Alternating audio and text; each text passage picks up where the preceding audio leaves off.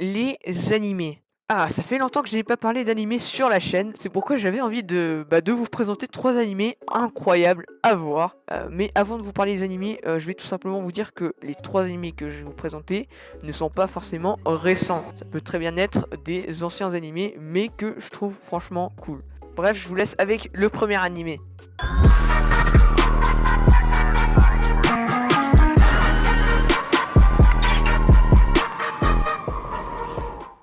On va suivre l'histoire de Maki Katsuragi, qui est un adolescent venant de changer d'école. Donc dans cette école, il va retrouver Toma Shinjo, son ami d'enfance et capitaine du club de soft tennis. Ce club est au point de disparaître de l'école en raison de son niveau plus que faible, se faisant même battre par l'équipe féminine de soft tennis. Bon, vous savez l'histoire, Maki Katsuragi va rejoindre le club, mais pour une seule raison, car il faut savoir que de base, il n'a pas envie de jouer au tennis. Quelle est la raison ? À vous de voir.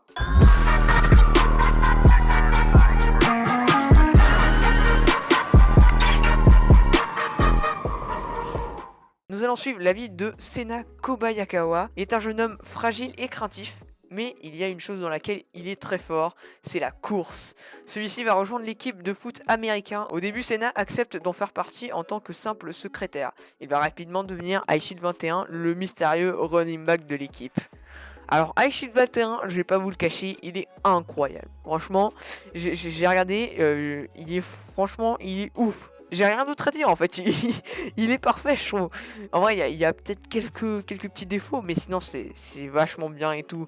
Genre l'histoire, on va voir les personnages, l'attachement des personnages et tout, on va voir la vraie nature des autres personnages, des trucs comme ça. Et puis c'est incroyable, franchement je vous conseille de le regarder très fortement.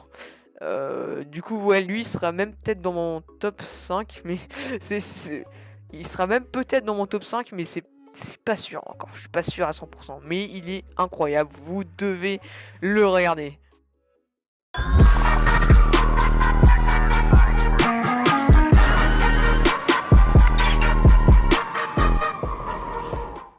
Steins Gate parle d'un groupe de scientifiques qui ont réussi à créer une machine permettant d'envoyer des messages dans le passé.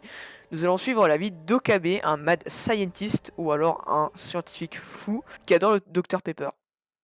Voilà, c'est tout ce que je voulais dire. Non, plus sérieusement, Okabe va devoir changer le passé, qui est une tâche assez compliquée, on va pas se cacher. Il va rencontrer une jeune fille qui lui demande ce qu'il voulait dire il y a une quinzaine de minutes. Moment d'incompréhension, puis quelques instants plus tard, il la retrouve morte, assassinée.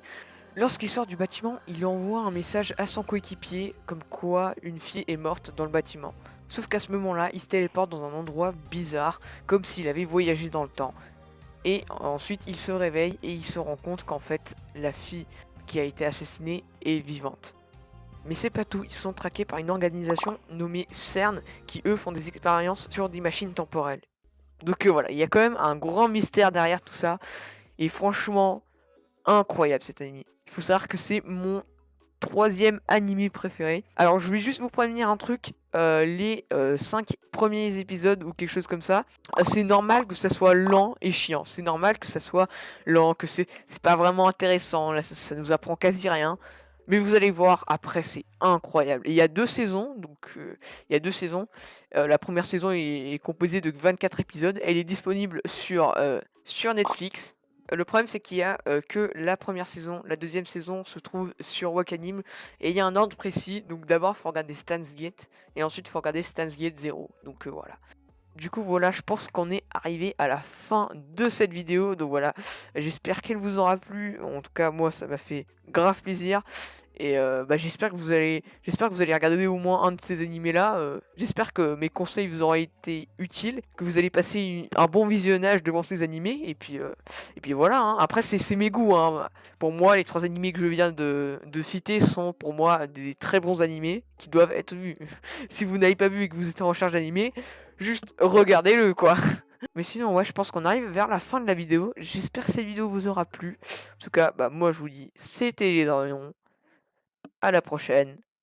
Ciao.